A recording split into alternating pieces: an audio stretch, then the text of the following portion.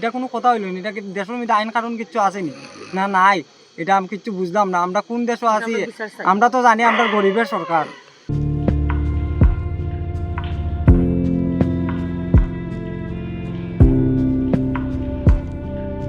কিন্তু এই সরকার থাকা অবস্থা যে আমরা এই পরিস্থিতি চলে, আমরা উপরে গরিবের উপরে অত্যাচার চলে, এটা কেমন দাদা কোন চাই?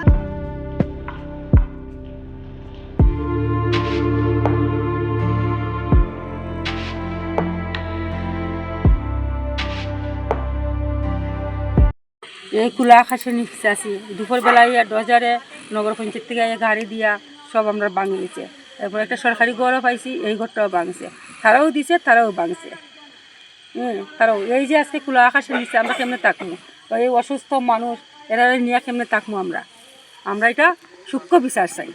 আমার 3 দিনের বাচ্চা, আমার নাতি রেদে মেয়ে রেদে ঘরের থেকে আনি বাড়ি ফিরে এনে মাঠে ফেলায় তুলছে তারা।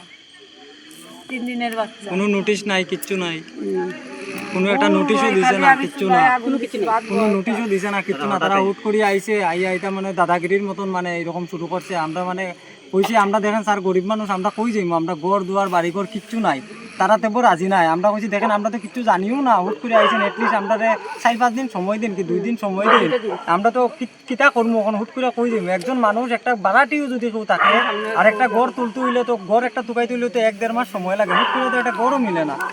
তারা এটা মানছে না, না মানিয়া সেটা ধুমধাম জেসিবি লাগাইছে, ধুমধাম ভাঙি লিছে। প্রশাসন লইয়া আইছে, আইয়া সেটা ভাঙছে। এখানে পুলিশ প্রশাসন লইয়া আইছে, আইয়া দেখেন স্যার আপনার বাড়িঘরের অবস্থা দেখেন, সব ভাঙে সব শেষ। এখন দেখেন আমার বউ হইলো 7 মাসের প্রেগনেন্ট। আমি আমার বউরও লইয়া খুঁজে দিতাম, বউ বাচ্চা লইয়া খুঁজে দিতাম, সবই এরকম আমার মতন, সবই আমরা এই দুর্গতির মধ্যে আছি। ময়দানের মধ্যে ওখান যে মেয়ে লোক লইয়া আমরা যেখানে আছি, আমরা তো দেখেন গড়